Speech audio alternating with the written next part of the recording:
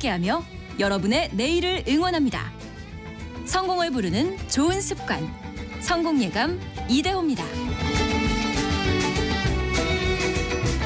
성공예감 이대호입니다. 2부의 문을 열겠습니다. 8월 1일, 8월의 첫날 목요일이고, 그리고 성공예감 이대호입니다는 2부가 시작이 됐습니다. 10시 5분이네요.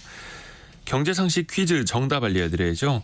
액화 석유가스 LPG였습니다. LPG. 요거를 왜 퀴즈로 내드렸느냐. 오늘부터 리터당 30원에서 60원가량, 그러니까 킬로그램당 30원에서 60원가량 가격이 오른다는 소식도 전달을 해드렸고요.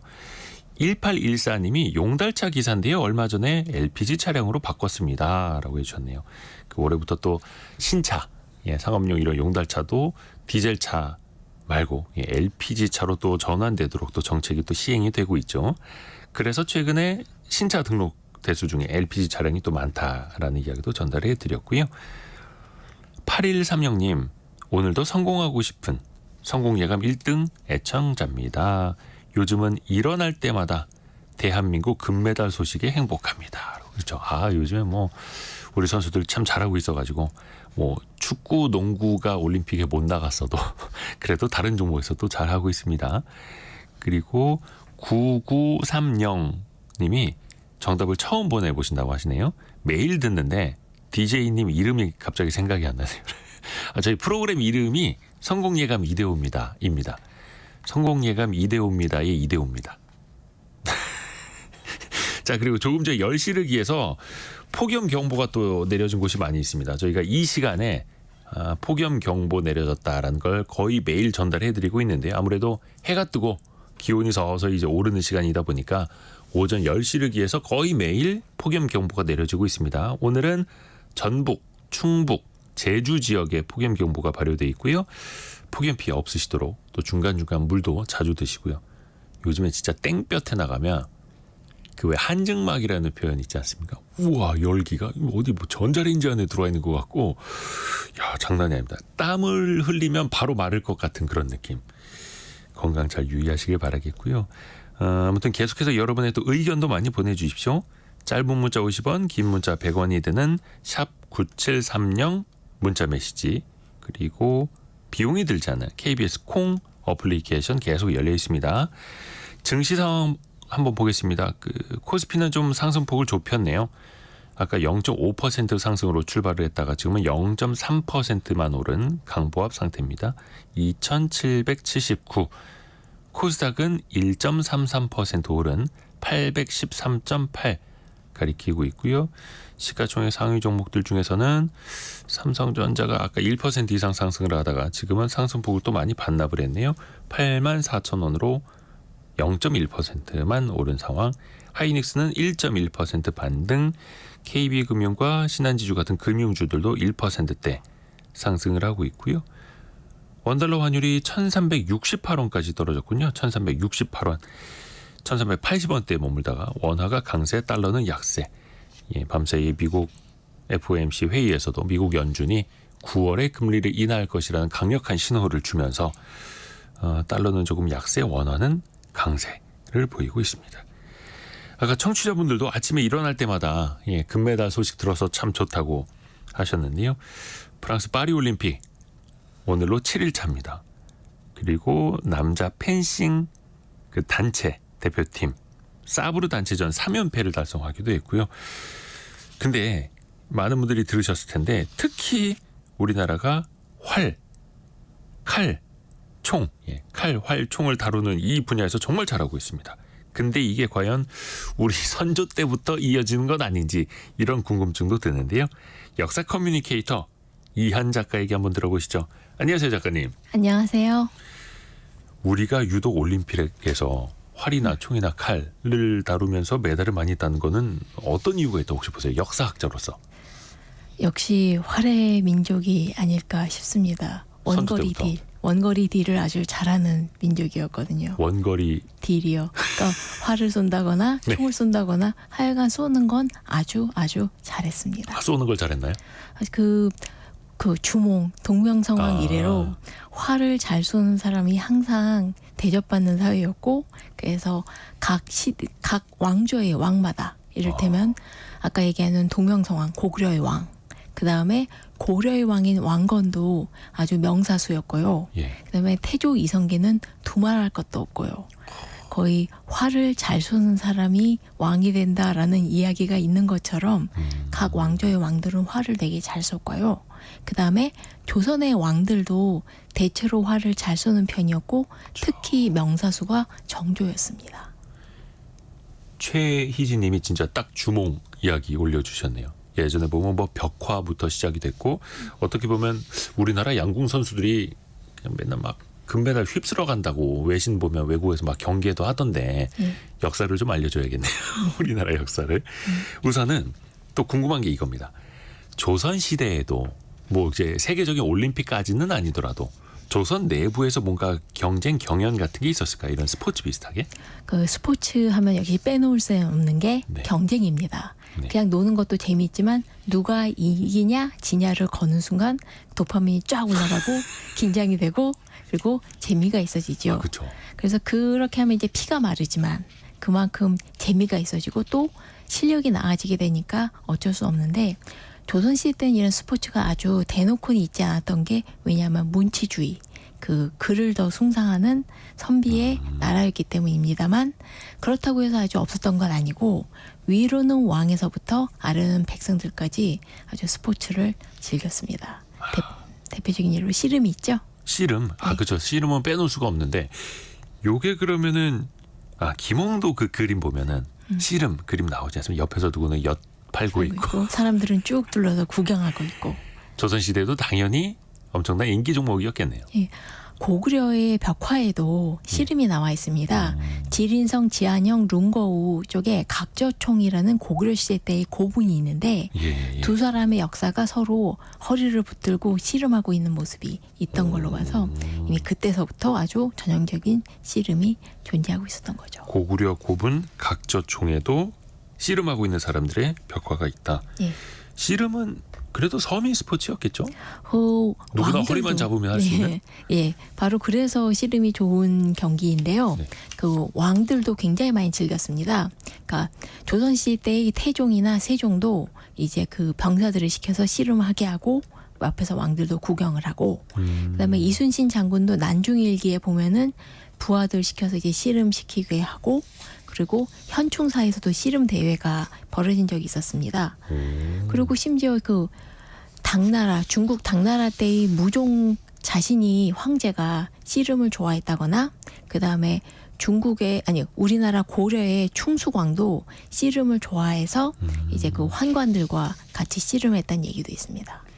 이야, 이게 고구려 고분에도 있었고 고려 시대, 조선 시대 그리고 지금까지도 씨름은 계속해서 전해져 내려오는 거고요. 예.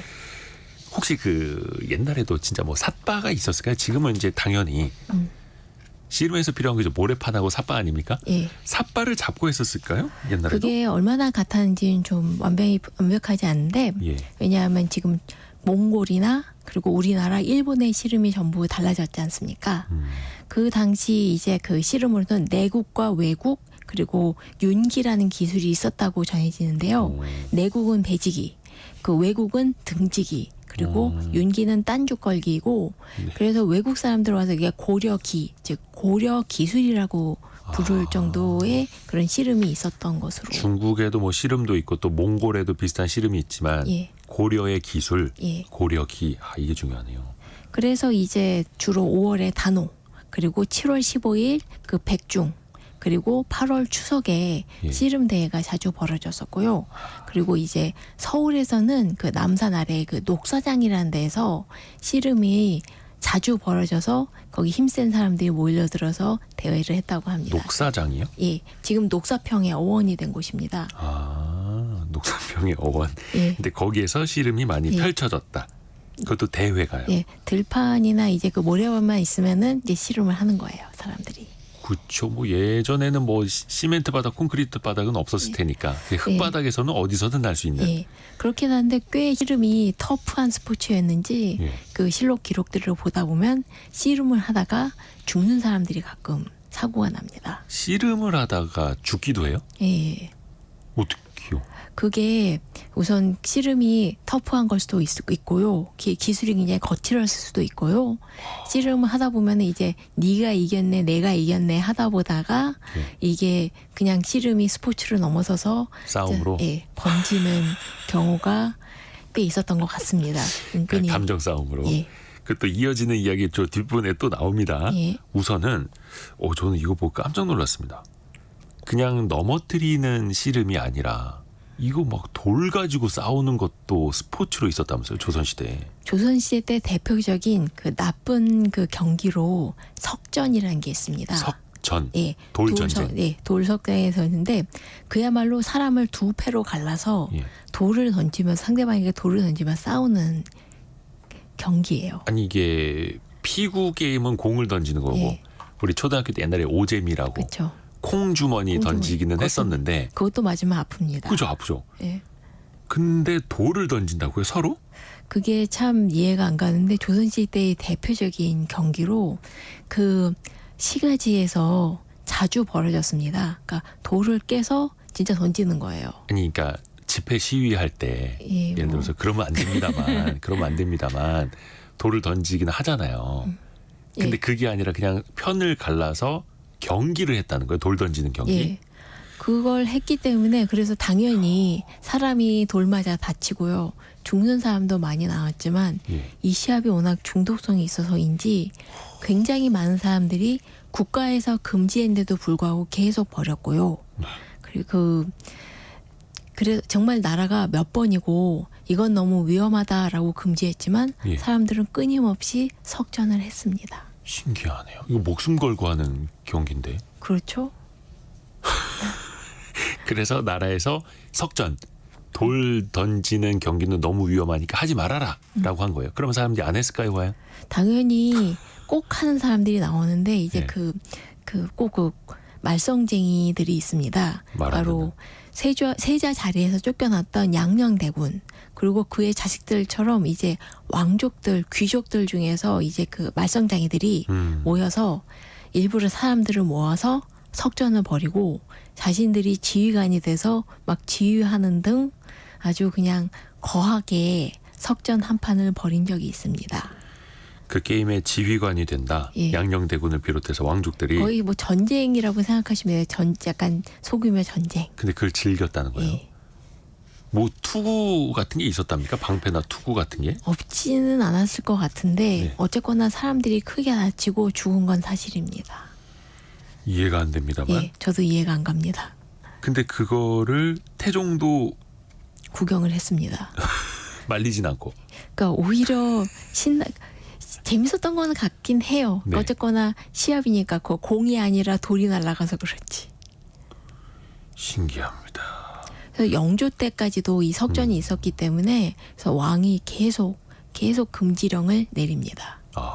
위험하니까 예. 사람이 죽는데. 그리고 또 왜 옛날에 그 민화를 보거나 민담을 듣거나 옛날 역사책 같은 거 이제 보면은 항상 그 힘센 사람들이 나옵니다. 동네에서 힘 좀 쓴다는 사람들. 예. 그래서 돌도 얼마큼 막 든다는 사람들. 그런 이야기도 전해지는 게 많죠. 단오날에도 특히 이제 씨름 대회도 있었고. 예. 그 대표적인 조선시대 때 그 씨름 대회로 유명한 것은 전라도 장성에서 벌이는 씨름 대회였습니다. 네. 이 당시 이 일대에 힘께나 쓴다는 사람들은 다 모여서 씨름 대회에 도전을 했고 그래서 주변에 있는 백성들은 먹을 걸 싸들고 와서 이 씨름 구경을 하기도 했다고 합니다. 재미난 한판 벌어진다 그쵸. 이런 거죠. 근데 여기에 재미난 민담이 하나 있는데요. 네. 바로 그 조선 임진왜란 때 의병장으로 활약했던 김덕령의 이야기입니다. 김덕령. 예. 그 송자대전에 나와 있는 하지만 약간 민담에 가까운 이야기인데요. 그 당시 장성에서 단오날 그 씨름 대회를 벌였는데 아주 힘센 사람이 나와서 주변 사람들 모두 이기고 자 내가 그 이제 힘 자랑을 한 거예요. 날 이길 수 있는 사람은 나와봐라. 근데 그때 마침 아직 그 선비였던 김덕령 장군이 이제 있었는데 주변에 있는 사람들이 김덕령한테 술을 딱 주면서 네가 한번 나가서 싸워봐라. 네가 이길 것 같은데 막 이런 예. 걸. 그러니까 김덕령은 아이 난 선비인데 어떻게 하냐라고 하다가 하도 주변에서 권하니까 이제 그 갓도 쓰고 신발도 신고 그러고 이제 씨름판에 올라갔다고 합니다. 거의 정장 차림으로. 예. 그러니까 그래서 이렇게 도포까지도 있고 그래서 네. 그런데 이제 정작 그 씨름꾼하고 승부가 붙이니까 그 묘사가 아주 재밌어요. 상대방이 김덕령 장군을 들고 빙글빙글 돌리다가 바닥에 콱 내리꽂았는데 네. 발이 이 모래판에 한 치가 들어갈 정도로 깊이 파묻혔는데 꿈적하지 않고 넘어지지는 않았다. 예. 그 다음에 한 방에 상대방 씨름꾼을 쓰러뜨렸다고. 그 다음에 또 이제 그 승부가 더 과격해지니까 김덕령 장군이 호랑이처럼 소리를 지르면서 상대방을 뭐 거의 죽일 듯이 덤벼들었다. 그런 이야기가 있습니다. 민담에 가깝습니다. 그냥 힘만 세고 얌전한 선비인 줄 알았는데 예, 실제로 갑자기. 그 씨름판에서 1등한 사람을 상대로 확실히 아주, 이겼고 예, 포효를 했다는 거네요. 그리고 거의 뭐 괴력을 발휘해서 상대방을 거의 죽일 듯이 덤벼들었다라는 예. 얘기까지 있는데, 그러니까 이게 그 민담이니까요. 그러니까 그렇게 그 나중에 의병장이 된 사람인 만큼 아주 강력했다라는 이야기 뜻으로 이해하시면 될 것 같습니다. 이야. 그러니까 힘도 세고 주변에서 되게 유명했었겠네요. 그래서 예, 근데 이분이 나중에 의병장이 된 예, 임진왜란 때 그 힘을 그리고 그 머리를 나라를 위해서 쓰신 분이네요. 예. 멋진 분이네. 근데 이때 단오날 그 씨름 대회도 벌어진다고 했고 추석에도 당연히 벌어지고 예. 뭐 이기면 뭐라도 있었습니까? 거한 상품이? 그 이제 씨름판 하다가 물론 이제 내기 때문에 그러니까 이기니 지니 그런 승부욕 때문에 싸움이 벌어진 경우도 있었습니다만, 그냥 승부욕 또 내기. 그리고 또 이제 씨름 대회는 보통 큰 상이 주어집니다. 항상 그 왕이 씨름 대회 벌일 때도 우승자에겐 상을 줬었는데요. 예. 이 장성의 씨름 대회의 상으로 가장 유명했던 건 바로 소 한 마리였습니다. 소 한 마리. 예, 지금 우리나라 명절 때 천하장사 대회일 때 이제 소 나오잖아요. 소. 예, 그렇죠, 그렇죠. 그 천하장사가 마지막에 소 이렇게 끌고 모래바 한 바퀴 돌고 돌죠. 예. 꽃가마 타고. 조선 시대에도 소를 줬던 거예요? 왜냐하면 그 소가 그 우선 이제 그 농사의 길에 되는 농기구이기도 했고요. 그다음에 제일 커다란 동산이기도 했고 그 아주 맛있는 식재이기도 했기 때문에 이 소 한 마리 주는 게 굉장히 큰 상이었고 또 명예가 있기도 했죠. 그러니까 이 씨름을 두고 이제 싸움이 벌어지고 그런 것이 우리로서는 이해가 안 갈 수 있지만 그 당시 그 뜨거운 그 핫한 분위기에는 이해할 수 있지 않을까 싶어요. 당시에 소 한 마리면은 뭐 엄청난 부자가 되는 그쵸. 거였잖아요. 그렇기 때문에 이제 그 지금도 천하장사 및 그 씨름 대회의 트로피에는 그쵸. 소가 들어가죠. 그게 현대에 그냥 만든 게 아니라 조선 시대 때부터 그렇게 또 전해져 내려왔던 거네요. 씨름 대회에서 우승하면은 소 한 마리. 근데 그것도 이제 천하장사 뭐 이렇게 또 타이틀도 멋있고 그 체육 특기생이나 어떤 특채처럼 어떤 특별한 능력이 있을 때 별도로 스카웃되는 일도 있었을까요? 우선 그런 이 스포츠는 그냥 놀이를 떠나서 그 신체 기량이 얼마나 뛰어나냐를 보여주는 기능도 있었죠. 그래서 나라는 항상 이런 인재를 뽑았습니다. 특히 병사가 필요할 때요. 그래서 숙종 6년 때를 보면은 그 모래 20마를 쌀가마니에 집어넣고 이거를 들어올리게 하는데 네. 전부 다 들어올린 사람 한 명도 없고 반쯤 들어올리면은 이제 병사로 그 군관으로 뽑았고요. 그다음에 씨름을 잘하거나 높이뛰기를 잘해도 이제 군관으로 뽑았습니다. 그 높이뛰기 이게 초거라고 하는데요. 그 또 이제 중요한 건 또 활쏘기입니다만 활쏘기는 이제 약간 나중에 또 얘기 나오니까 하고요. 이렇게 몸 쓰는 실력이 뛰어나서 왕의 총애를 받은 사람도 있었으니 바로 그 천하의 간신인 유자광입니다. 유자광. 예. 이분은 뭐 음모를 많이 꾸몄던 분이라고 하던데요. 예. 근데 처음에는 또 이분이 처음부터 뭐 이렇게 미움을 받았던 사람은 아니고 그렇죠? 근데 이 유자광이라는 사람이 초거? 예, 그 높이뛰기나 그런 걸 되게, 예. 그러니까 몸을 되게 잘 쓴 사람이었고 덧붙이자면은 생긴 것도 굉장히 남자다웠게 잘 생겼다고 기록에 나와 있습니다. 그래서 이 사람이 워낙 그 무오사화를 일으키는데 한몫을 해서 그 수많은 선비들을 죽인 그 악다, 그리고 이제 나중에 연산군한테 빌붙었다가 중종 반정에 참여했던 정말 줄타기를 잘하는 사람인데요. 처음에는 연산군 쪽에 붙어 있다가 나중에는 180도 돌아서서 예, 연산군을 폐위시키는데 또 일조한. 예. 아이고야. 시대의 승부사였는데요. 승부사. 이게 좋은 나쁜 쪽으로요. 네. 근데 이 사람은 워낙 그 양반의 얼자로, 그러니까 어머니가 계집종으로 태어나서, 그러니까 서얼 중에서도 신분이 낮은 얼자로 태어났습니다. 예. 그래서 궁궐의 갑사로 있다가 이제 당시 반란이 벌어지자 그것을 진압하겠다고 자원을 해서 세조의 그 눈에 띄게 되었는데요. 아까 얘기했듯이 생긴 것도 이제 남자답게 생겼고 몸놀림도 좋다 보니까 세조가 이 사람을 되게 총애하게 됩니다. 그래서 한번 이 세조가 이 유장을 데리고 효용을 시험해 본다고 하는데 한 번에 뛰어서 섬돌 여러 개를 뛰어넘을 만큼 넓이 뛰기를 잘하고 멀리 뛰기. 예. 그다음에 이 기둥을 잡고 올라가는데 마치 원숭이처럼 날렵하게 뛰어 올라가서 그 세조가 그걸 보고 감탄을 하면서 예. 자기 주변에 있는 친위대들한테 너희들 중에 저렇게 할 수는 있냐? 그렇게 갈궜다고 합니다. 저 운동신경을 보거라. 예. 저렇게 할 수 있는 사람 누가 있느냐. 예. 이런 식으로. 그래서 너무 예뻐해서 유자광을 그 과거 시험 문과에 장훈급제까지 시켜줍니다. 그래서 워낙 그 답안지는 잘 못 썼다라고 시관들이 얘기했는데 그 세조가 나는 천하의 인재를 얻었다라고 우겨서 장훈급제까지 시켜줍니다. 요거는 좀 따져봐야 되겠는데요. 일단 예. 유자광이 문과에서 장원급제했다. 예. 무과가 아니라. 예, 야, 요거는 이제 세조가 뽑아준 거네요. 네 그렇습니다. 즉 그리고 아까 우리 활 이야기 하지 않았습니까? 양궁. 이게 뭐 그렇죠. 조선 시대에는 양궁 개념은 아니고 이제 활 개념이었죠. 예, 최종병기 활 아닙니까? 그렇습니다.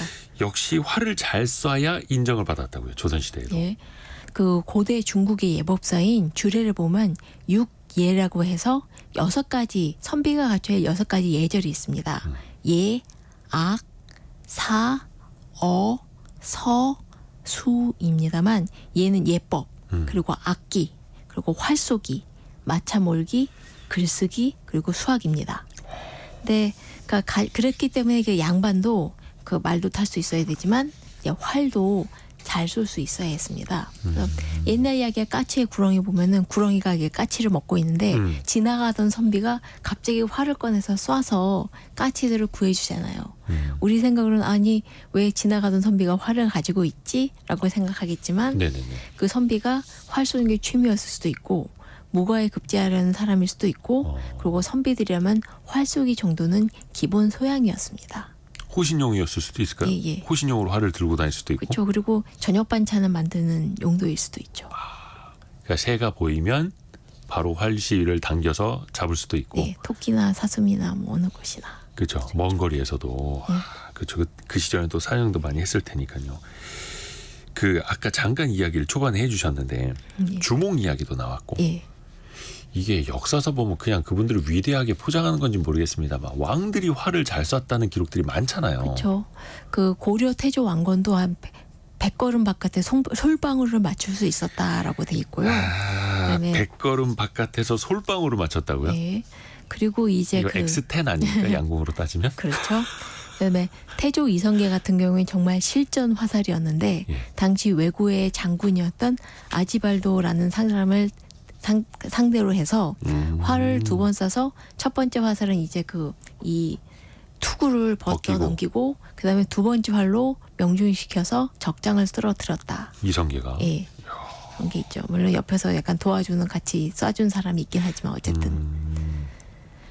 조선 시대에도 또 양녕대군도 그렇고 예. 정조도 그렇고.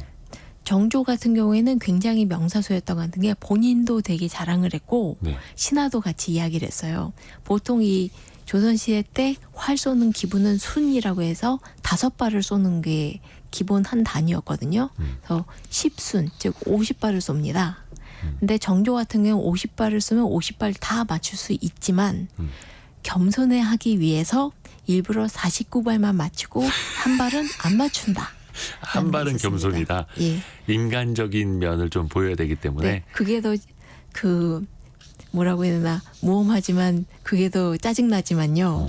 그렇지만 이거 정조가 그렇게 썼고 신하들도 그렇게 썼어요. 우리 임금님은 50발 다 맞출 수 있지만 일부러 49발만 맞추신다.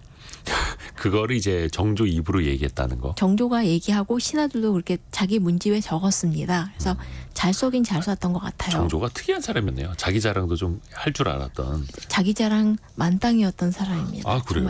정말 많이 했어요. 아, 그래서 이 사람 호가 만천주인 그 만천주인이라고 해서 거의 이 천하의 모든 것이 주인이다라는 식의 호를 쓰기도 했거든요. 그러니까 그래요. 자기 그러니까- 자랑이 좀 강했던 사람이고 실제로 잘난 사람이기도 했고. 아, 잘났죠. 그렇죠. 근데 우리가 항상 그 드라마 속 그 배우의 이미지로 이게 많이 떠올리다 보니까 상상이 잘 안 가기는 한데 정조도 자기가 활 잘 쏜다고 자랑을 많이 했다. 예.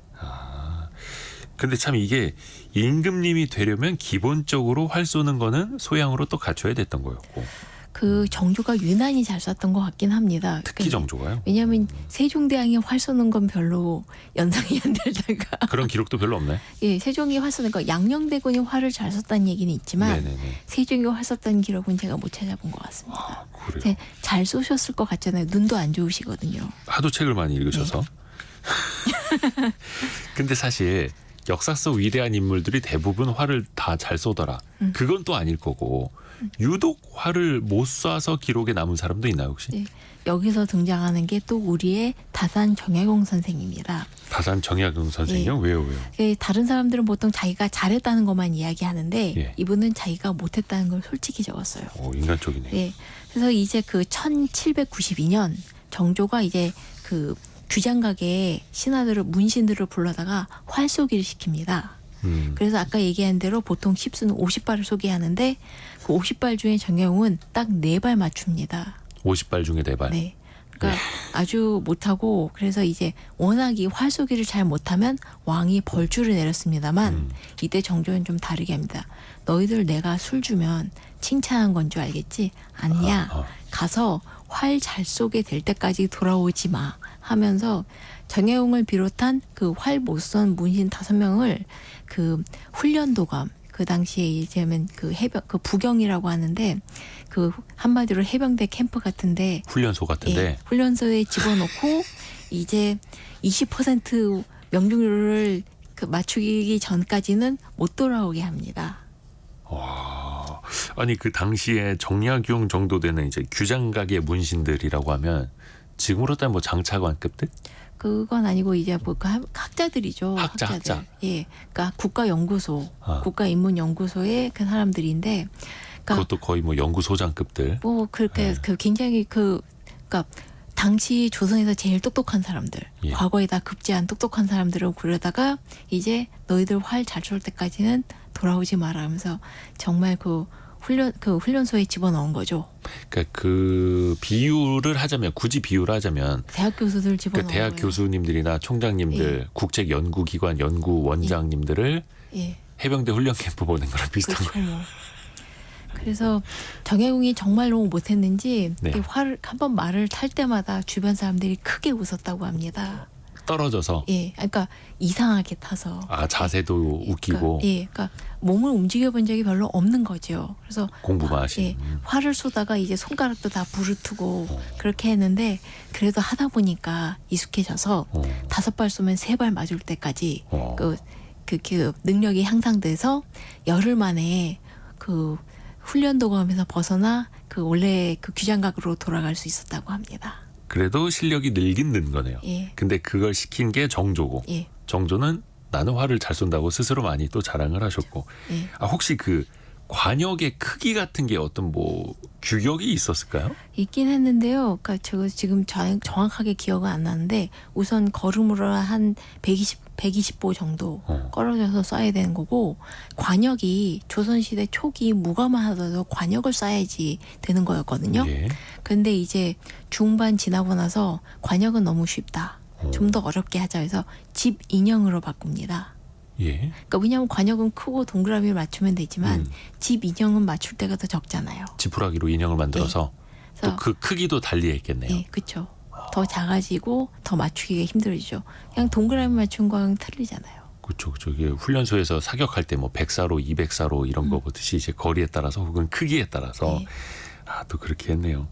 근데 아까 훈련 도감에 보낸 게 규장각의 문신들. 예. 문과를 이 정도로 정조가 훈련을 시켰다면 무과는 그야말로 진짜 전쟁터였겠네요. 그 무과의 조선시대 무과는 거의 그 괴수 대잔치였다라고 할 정도로 정말 그 조선에서 가장 몸 잘 쓰고 가장 활 잘 쏘는 사람들이 모여서 그 중에서 대결이 벌어지는 그런 장소였다고 합니다. 거의 막 이제 그 피지컬 경쟁하는 프로그램에 나오는 그런 것처럼. 예. 그 사실 그 중국만 하더라도 그 무협지에 나오는 것처럼 협객들이 나오지 않습니까? 협객. 예.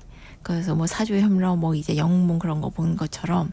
근데 조선 시대에는 그렇게 무협들의 세력이 이렇게 있긴 한데 강하지는 않아요. 그 가장 큰 이유 중 하나가 상당히 힘께나 쓴 사람들 대부분이 무과를 통해서 그 국가 체제에 편입되었기 때문으로 여겨집니다. 그래서 그 무과에서는 정말 그 실력이 대단했던 사람들이 많은데 정혜원 같은 경우에는 그 무과 같은 걸 보고 정말 천하의 명사수들이 다 모여서 한 끗 차이로 떨어진다라고 할 정도로 굉장한 경쟁이 벌어졌다고 기록하고 있습니다. 지금 그 올림픽에서 예. 선에 걸쳤느냐 안 걸쳤느냐 막 일이 한 끗 차이로 막 점수가 엄청 달라지듯이 예. 조선 시대에도 비슷했던 거예요. 어마어마했죠. 야, 그래요. 어려웠겠죠, 당연히. 그 과거에 급제하는 것도 어렵고 사실 시험 한 문제 더 풀고 못 풀고에 따라서도 당락이 달라지는 것처럼 무과에서도 그 유명한 이야기입니다만 이순신 장군도 무과에 급제할 때 10등이었나요? 12등이었나요? 12등이었습니다. 12등. 예. 그 정도로 어려웠다는 예, 거잖아요. 또 그 전에는 말에서 떨어져서 한번 낙방했을 정도로, 그러니까 사실 이순신 장군의 그 사격 명중률을 난중일기에 적어 놓으셨거든요. 50발 쏘면 43발이 맞았습니다. 사격이요? 아니 그 활 쏘는 거. 활. 예.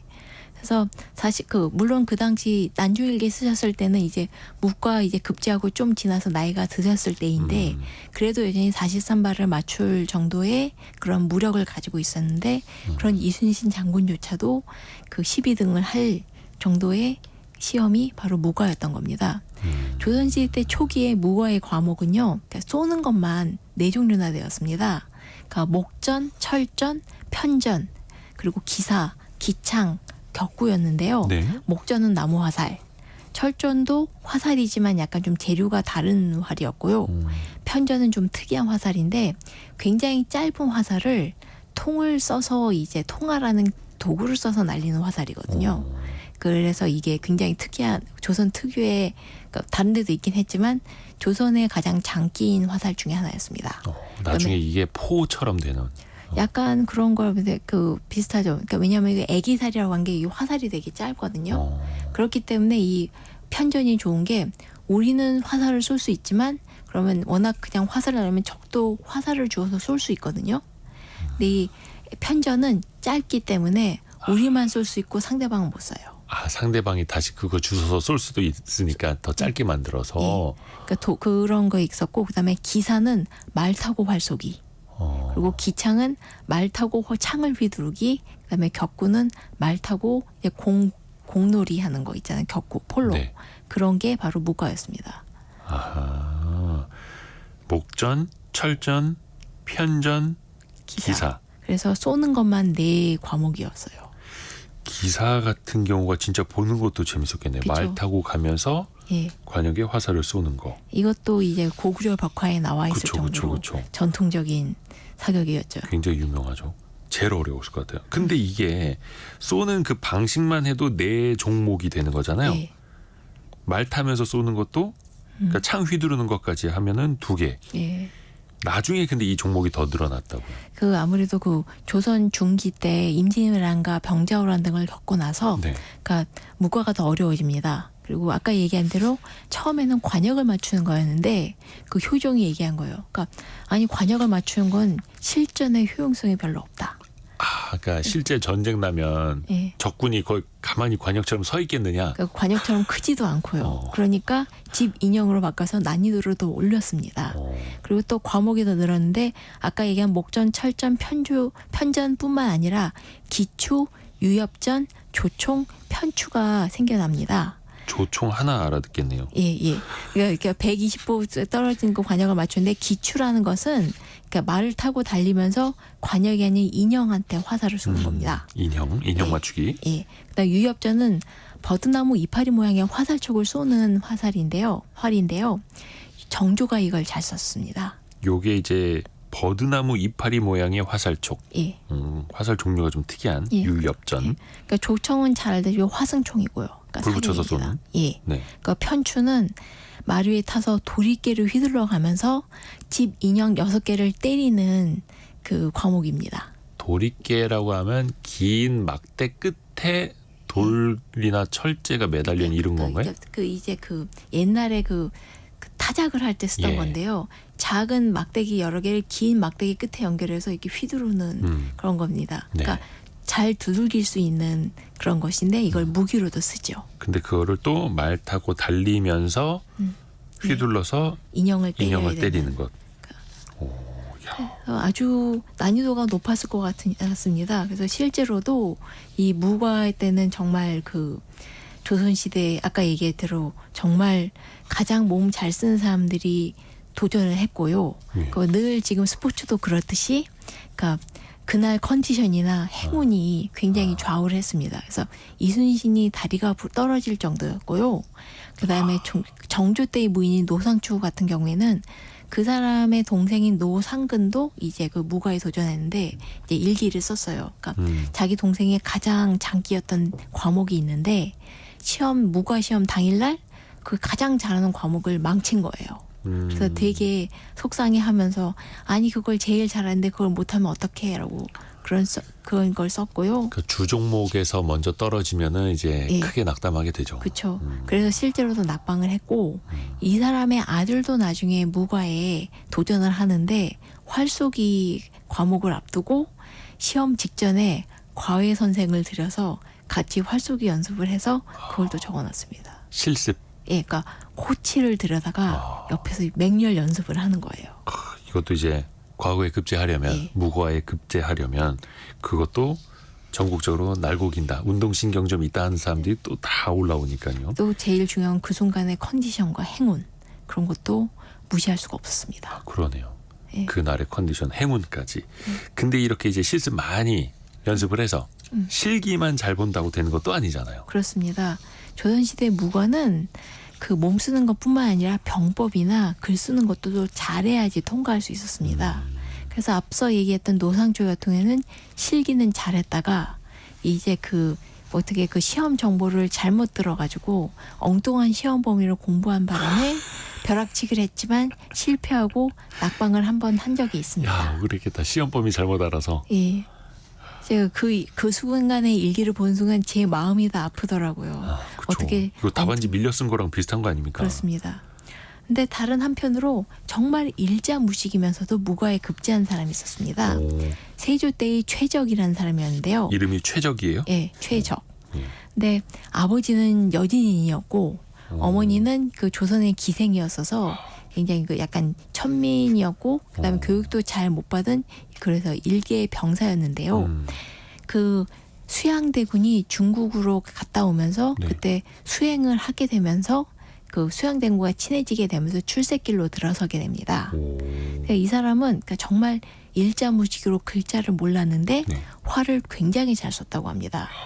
그래서 그 세조가 이 사람의 그 무과에 급제시켜 주려고 데려왔는데 그래서 일부러 시험 낼 책을 보여주면서 이 중에 아는 글자가 있냐 하고 최적한테 물어봤는데 모르겠는데요. 까막눈이니까. 예, 라고 얘기하니까 세조가 그 자리에서 시험 그거를 바꿔서 그 스피드 퀴즈를 냅니다. 그러니까 이렇게 하면 이게 답이 뭐지? 라고 물어보니까 최적이 이거 뭔데요? 라고 대답하니까 그러면 통하였구나 라고 해서 붙여주려고. 예.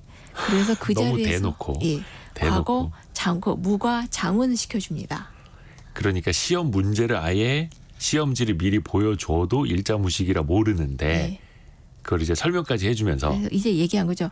왜 병사들이 그 적전 도망이라고 하죠. 적전 도망하면 왜 병사들을 처형할까? 라고 물어보자 최적이 아니 그래야지 사기가 오르니까요 라고 했더니 세조가 그 자리에서 통하였구나 하면서 그래서 모가 장원을 시켜줍니다. 거의 그냥 구술 시험으로 바꿔준 거네요. 그렇죠. 특별하게. 그래서 어느 정도로 무식했냐면 무식했다는 표현은 미안하지만 사실이니까요. 네.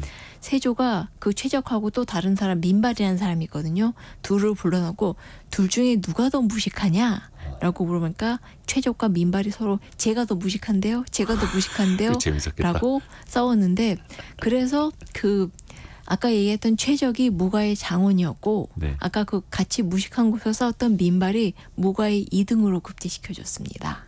한규봉님이 부정시험이네. 근데 조선시대니까 그것도 수양대군 시절에 세조죠, 세조. 그러니까 수양대군 시절에 저기 뭐냐 그 수행을 잘해서 네, 최적이 아주 그냥 최적의 파트너가 돼서 그렇죠. 이 양반이 왕이 되니까 세조가 되니까 쫙 바로 그려진 출세. 거죠. 예, 아이 최적의 만남이었네요. 그렇군요. 한편으로 이게 활쏘기마저 도박으로 변질된 적이 있다면서요. 사실 조선 시대는 그 활쏘기가 조선의 국기였는데요. 그래서 선비들도 아까 얘기 기본 소양이었고 여성들도 꽤 많이 쏘았습니다. 근데 이러다 보면 항상 엮이는 게 술하고 그리고 내기였어요. 그래서 벌주로 아까 그 정조가 술 왕이 벌주를 내리는 정도도 있긴 했지만 항상 이게 여기에서 돈 내기가 한 푼, 두 푼 걸리게 되면은 이때 굉장히 크게 번지게 됩니다. 아이고. 그렇기 때문에 그 여러 번 있었어요. 그러니까 활은 쏘되 이제 돈 내기 좀 하지 마라. 그런 얘기가 나라에서. 예. 근데 항상 있었죠. 그래서 거의 그 심지어 이순신 장군도 이게 술 내기 정도는 했습니다. 그 활쏘기 부하들과. 근데 이게 돈이 얼마나 커지면 사행성이 커지면 항상 사행성. 문제가 됐거든요. 그래서 부디 스포츠는 즐기되 너무 지나치게 사행성을 빠지진 않았으면 좋겠습니다. 지금 뭐 가끔 이제 뉴스에도 내기 골프 판이 너무 커진 것도 뭐 이렇게 나오고 막 법원 판결도 나오고 하는데 사행성, 내기 활쏘기 이런 것도 조선시대에도 마찬가지였네요. 이한 작가와 함께 조선시대 스포츠 이야기도 들어봤습니다. 고맙습니다. 감사합니다. 라디오 정보센터 다녀옵니다. 경찰이 16명의 사상자를 낸 시청역 역주행 사고의 원인을 운전조작 미숙으로 결론냈습니다. 경찰은 차량 운전자인 60대 남성 차모 씨를 업무상 과시치사상 혐의로 검찰에 송치했습니다. 국회 과학기술정보 방송통신위원회 야당 간사인 더불어민주당 김현 의원이 오늘 이진숙 방통위원장 탄핵소추안을 야 6당 공동으로 발의하겠다고 예고했습니다. 국민의힘은 이에 대해 무고 탄핵이라고 비판했습니다. 국회 법제사법위원회가 야당 주도로 오늘 14일 김영철 서울북부지검 차장검사에 대한 탄핵 청문회를 열기로 했습니다. 김건희 여사와 이원석 검찰총장, 장시호 씨 등이 증인으로 채택됐습니다. 올해 상반기 임금 체불 규모는 지난해 상반기보다 26.8% 늘어난 1조 436억 원으로 역대 최대를 기록했습니다. 피해 근로자는 모두 15만 503명으로 집계됐습니다. 지금까지 라디오 정보센터 뉴스 정한나였습니다. 애프터 서비스 시간 곽지현 리포터와 함께합니다. 안녕하세요. 네, 안녕하세요. 청취자분들의 질문 바로 들어보죠. 네, 청취자 이성관님, 티몬과 UMF가 판매 금액을 2달씩 가지고 있어야 했던 이유 알고 싶습니다. 일단 티몬과 위메프는 각각 뭐 매월 마지막 날로부터 40일 이후 그리고 월 매출 마감 이후 2달 뒤 7일에 정산금을 지급해 왔는데요. 이게 2달 가까이 되는 거죠. 실질적으로는. 네. 그 대규모 유통업법에 따라서 월 판매 마감일로부터 직매입의 경우에는 60일, 위수탁 같은 경우는 40일 이내에 대금을 지급해야 하는 규정이 있는데 티몬과 위메프는 그 법에 적용을 받지 않았습니다. 왜냐하면 여기는 중개 회사거든요. 통신 판매 중개업자다 보니까 그 법의 사각지대에 일단 있었고요. 또 표면적으로는 이런 이커머스 업체들이 환불과 취소에 대비를 해야 한다. 정산을 빠르게 먼저 해줬는데 소비자가 취소하고 환불 받아갈 수도 있는 거잖아요. 네. 그런 거에 대비를 하고 또 카드사에서 돈이 넘어오는 기간 등을 또 감안을 해야 한다라고 했는데 그 사이에 또 이런 업체들은 그걸 운영비로 사용하기도 했었고 이번에 큐텐그룹 같은 경우에는 해외 기업을 인수하는데 또 그걸 단기 자금으로 끌어다 쓴 정황도 나타났고 그래서 또 문제가 되는 거죠. 네. 다음 질문은요. 네, 청취자 최경민님, 어음 그리고 가계수표 또 백지수표도 이 돈을 못 받을 위험성이 있지 않을까요? 당연하죠. 네. 어음, 수표 이거는 발행한 사람의 신용에 문제가 생기면 당연히 또 문제가 이어집니다. 어음 같은 경우에는 이걸 발행한 곳이 파산을 하거나 자금 운용에 문제가 생기면 당연히 원금을 늦게 받거나 못 받을 수 있는 거고요. 네. 심지어 가계수표마저도 이 가계수표를 발행한 사람의 은행 계좌에 잔액이 없으면 그게 이행이 안 되는 거죠. 그래서 또 부도가 나는 거고요. 백지수표도 당연히 발행인의 계좌 잔고보다 높은 금액이 적혀 있으면 출금을 할 수 없는 그런 맹점이 있습니다. 네. 자, 이어서 5336번님, 올해 장마 이후에 과일 그리고 채소 물가 얼마나 올랐나요? 부담스럽습니다 하셨는데요. 이 농림축산식품부에 따르면 이 참외는 이 막바지 출하 중입니다. 최근에 주산지인 경북 성주에 내린 그 집중호우로 뭐 침수 피해는 있었지만 이 수요 집중 시기가 지났죠. 그래서 소매 가격 지난해 비해서 13.8% 오히려 내렸습니다. 또 수박도 많이 드실 텐데요. 이 수박은 이 초복 전후 수요가 집중이 됐고 이 주 출하지인 강원도 양구, 또 충북 음성, 또 경북 봉화에 작황이 양호합니다. 그래서 7월 중순 기준으로 이 서울 가락시장 반입량을 보면 전년보다 31% 많은 523톤 수준입니다. 그래서 공급 여건이 양호해서 이 수박 소비자 가격도 안정세다 이렇게 보시면 되고요. 네. 채소 보겠습니다. 이 오이와 애호박은 일조량이 부족해서 출하량이 줄어서 가격이 올랐습니다. 그러니까 오이 소매 가격은 7월 중순 기준으로 한 10개에 한 11,000원 정도 된다고 보시면 되고요. 이 전월 동월 대비 18.4% 올랐습니다. 또 애호박은 이 소매 가격은 이것도 마찬가지로 7월 중순으로 한 개당 1,450원이에요. 그래서 애호박은 전년 대비해서 4.7% 올랐다 이렇게 보시면 됩니다. 네. 그 다음 질문은요. 네, 7779번님, 아이 셋입니다. 이 다자녀 가구 혜택도 좋지만은 맞벌이 가정에게 주는 혜택은 없을까요? 이렇게 보내셨네요. 일단 근로장려금 기준이 조금 더 높긴 한데요. 이게 소득 기준이 있습니다. 4,400만 원 연소득 맞벌이 가구도 근로장려금을 받을 수 있는데요. 근로장려금 맞벌이 가구 소득 상한 금액이 기존에는 3,800만 원에서 4,400만 원으로 인상이 된 게 있고 또 하나 다 함께 돌봄 사업이라는 게 있는데요. 돌봄이 필요한 6세에서 12세 아동이 돌봄 시설을 이용할 수 있는 것들 등 맞벌이 가구에게 주는 그런 혜택들도 있습니다. 물론 소득 기준도 조금 더 깐깐한 게 있습니다. 곽지연 리포터 고맙습니다. 네, 고맙습니다. 성공예감 이대호입니다. 벌써 마칠 시간이고요. 내일 아침 9시 5분에 다시 뵙겠습니다. 성공예감은 오늘도 여러분을 응원합니다.